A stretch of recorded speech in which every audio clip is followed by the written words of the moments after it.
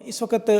معاملات جو ججز سے کیسز لے لیے گئے ان کو نہیں سننے دیے جاتے، وہ اس میں آئین کا کھلواڑ ہے، اس کو روکنے کے لیے ججز اس وقت مزاحمت کا علم بلند کر کھڑے ہیں۔ بڑا اہم معاملہ ہے، اور یقین کریں پاکستان کی عدلیہ کی تو یہ حالات ہیں کہ 1971 میں اگر یہ ڈٹ جاتے جج تو شیخ مجیب آج مشرقی پاکستان نہ بنتا۔ 9 اپریل کو عمر بندیال اور جس طرح عطر میں عدالت نہ کھولتے، جنرل باجوہ کے مارشل آرٹ سے نہ ڈرتے، دھمکی سے نہ خوفزدہ ہوتے تو آج یہ تباہی بربادی نہ ہوتی۔ 2024 میں جس طرح قاضی فائز آپ کو پتہ ہے بدنام زمانہ بد کردار شخص نے یہ جو بلاత్కాر کیا اس مجسمے کا جو لگایا ہوتا ہے باہر عدالت کے، تو آج یہ غلاظت یہ تباہی بربادی عدلیہ میں نہ ہوتی۔ بہرحال یہ اپ ڈیٹنگ ہے، اس پہ آگے بھی معاملہ چلے گا۔ انٹرنیشنل معاملات میں آپ کو جو دفاعی معاہدہ ہوا اس کی ابھی تازہ ترین جو صورتحال آئی ہیں اس میں یہ اگر آپ چند خبریں پہلے سنیں تو آپ کو اندازہ ہو جائے گا۔ ایک تو ٹرمپ نے جو بگرام ایئر بیس کا واپس لینے کا مطالبہ، اور خواجہ آصف نے ساتھ ہی کہا افغانستان ہمارا دشمن ملک ہے، ایک جیسا بیان۔ پھر نیوکلیئر صلاحیتیں سعودی عرب کے لیے بھی مہیا ہوں گی اور قرض اتارنے کے لیے ہتھیار بیچنے میں کوئی حرج نہیں۔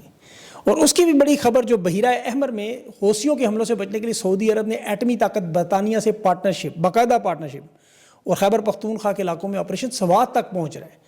اب یہاں صحافتی جو آپ کو پتہ ہے طائفے ہیں، آپ کہہ لیں تجزیہ نگار ہیں، عسکری، یہ سارے پروپیگنڈا کر رہے ہیں، دھول مٹی اڑا رہے ہیں۔ یہ ذرا گرد بیٹھ جائے پھر آپ کو جو تصویر نظر آئے گی اس میں آپ کو سر پکڑ کے بیٹھتے ہوئے روتے نظر آئیں گے، کیونکہ بیانیہ جب ٹوٹتا ہے تو پھر حقیقت کی آپ کو پتہ چیخیں سنائی دی جاتی ہیں۔ لندن پلان کا ایک بہت بڑا حصہ تھا جو میں آپ کو پچھلے 2 سال سے بتا رہا تھا، جو لوگ اس چینل سے جڑے ہیں، بلکہ 3 سال سے، جب خان کی حکومت گرانے کے بعد انہیں اس بات کا اندازہ تھا کہ شاید ہم معیشت سنبھال لیں، عمران خان کو تو اسٹیبلشمنٹ سنبھال لے گی۔ اب انہیں حالات کی سنگینی کا اندازہ ہوا کہ یہ معاملات اور یہ معیشت کنٹرول سے باہر ہے، امن و امان ہمارے کنٹرول سے باہر ہے، اور ہمیشہ کی طرح ڈالر لانے کا ایک ہی طریقہ، کوئی جنگ لڑنی پڑے گی، کسی جنگ کا حصہ بننا پڑے گا، یا اپنے ایٹمی ہتھیار بیچنے پڑیں گے۔ یہ خواجہ آصف صاف صاف کہہ رہے ہیں دنیا کے دیگر ممالک کو ایٹمی ہتھیار بیچ کے قرض اتارنے میں کوئی حرج نہیں۔ سعودی عرب کے ساتھ یہ جو مشترکہ معاہدہ ہوا دفاعی، اس پہ وزیر دفاع یہی بات کر رہے ہیں نا خواجہ آصف کہ نیوکلیئر ہتھیاروں کے بارے میں ہماری مکمل گفتگو ہوئی ہے، اور اس میں مزید عرب ممالک بھی شامل ہو سکتے ہیں۔ ہمارے ایٹمی ہتھیار جو ہیں البتہ وہ محفوظ ہیں